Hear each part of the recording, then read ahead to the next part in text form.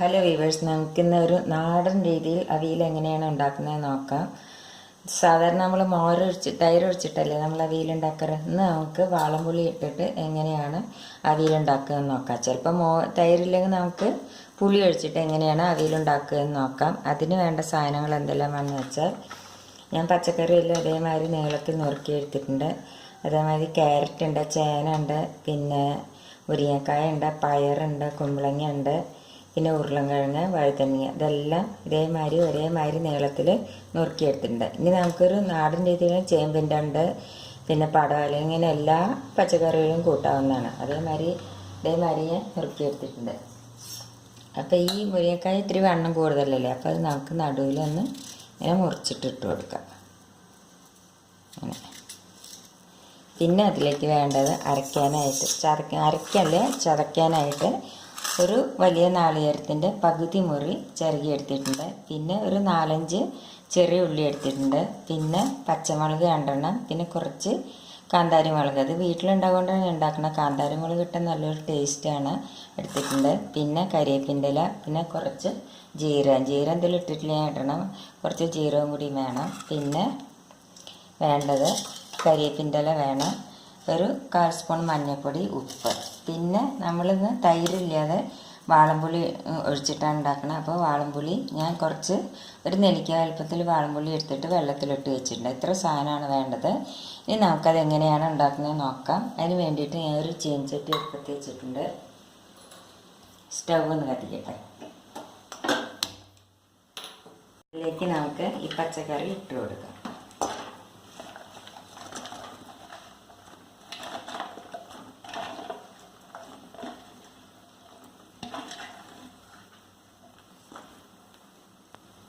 ഇതിലേക്ക് നമുക്ക് 1/2 ഗ്ലാസ് വെള്ളം ഒഴിച്ച് കൊടുക്കാം. അതിലേക്ക് നമുക്ക് ഈ ഉപ്പും മഞ്ഞൾപ്പൊടിയും കൂടി ഇട്ട് കൊടുക്കാം. ഇത് നല്ലപോലെ ഒന്ന് മിക്സ് ചെയ്യാം.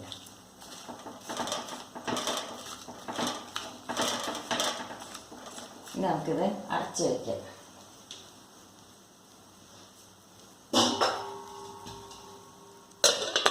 അത് വേകുമ്പോഴേക്കും നമുക്ക് ഈ നാളികേരം, ചെറിയ ഉള്ളിയും പച്ചമുളകും ജീരകം കൂടി നമുക്ക് മിക്സിയിലിട്ടിട്ട് ഒന്ന് കറക്കിയെടുക്കാനേ പാടുള്ളൂ, അരയാൻ പാടില്ല. അതൊന്ന് നമുക്ക് ചതച്ചെടുക്കാം. നാളികേരം ഇട്ട് അതിലേക്ക് നമുക്ക് ഒരു 1/4 സ്പൂൺ ജീരകം ഇട്ട് കൊടുക്കാം. പിന്നെ അതിലേക്ക് നമുക്ക് ഉള്ളി ഇട്ട് കൊടുക്കാം. ഇത് മിക്സിയിലിട്ടിട്ട് ഒന്ന് കറക്കിയെടുക്കാനേ പാടുള്ളൂ. പിന്നെ കരിവേപ്പിൻ്റെ ഇല ഇട്ട് കൊടുക്കാം.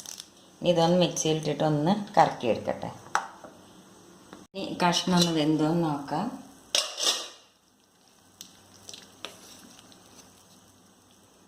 കഷ്ണമൊക്കെ ഇത് നല്ലപോലെ വെന്ത് കഴിഞ്ഞ് ഇനി എന്താ നമ്മൾ ചെയ്യേണ്ടതെന്ന് വെച്ചാൽ, നമ്മൾ സാധാരണ ഇതിൽ തൈരല്ലേ ഒഴിച്ച് കൊടുക്കാറ്, അതിന് പകരം നമുക്കിന്ന് പുളി ഒഴിച്ച് കൊടുക്കാം. പുളി നോക്കിയിട്ട് ഒഴിച്ച് കൊടുക്കണം. ഈ പുളിയൊന്ന് തിളയ്ക്കട്ടെ.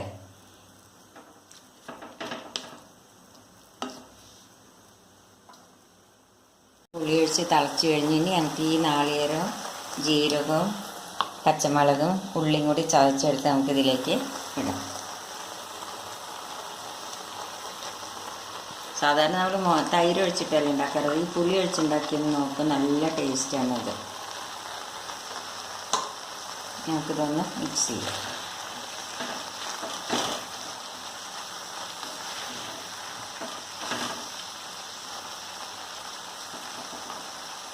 കുറച്ച് വെള്ളം ഒഴിച്ച് കൊടുക്കാം.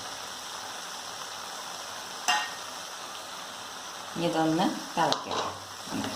ഇങ്ങനെ കൂട്ടി വയ്ക്കും. ഇതിലേക്ക് 2 കരിവേപ്പിൻ്റെ ഇല ഇട്ട് കൊടുക്കുക. പിന്നെ കുറച്ച് വെളിച്ചെണ്ണ ഒഴിച്ച് കൊടുക്കുക. 2 സ്പൂൺ വെളിച്ചെണ്ണ ഒഴിച്ച് കൊടുക്കുക. ഇത് നല്ലപോലെ ഒന്ന് മിക്സ് ചെയ്തെടുക്കുക. അപ്പോൾ ഞാൻ പുളി ഉപ്പൊക്കെ നോക്കി, ഉപ്പും പുളിയെല്ലാം ശരിയാണ്. ഇത് നമുക്കൊരു 2 മിനിറ്റ് ഒന്ന് അടച്ച് വെച്ച് കൊടുക്കാം. ഗ്യാസ് ഓഫ് ചെയ്യാം. ഒഴിച്ചിട്ട് വെച്ച നമ്മുടെ നാടൻ അവിയൽ റെഡിയായി. ഇത് നിങ്ങളെല്ലാവരും ട്രൈ ചെയ്ത് നോക്കുക. നല്ല ഇഷ്ടപ്പെടുകയാണെങ്കിൽ ലൈക്ക് ചെയ്യാനും ഷെയർ ചെയ്യാനും സബ്സ്ക്രൈബ് ചെയ്യാനും മറക്കരുത്. Thank you.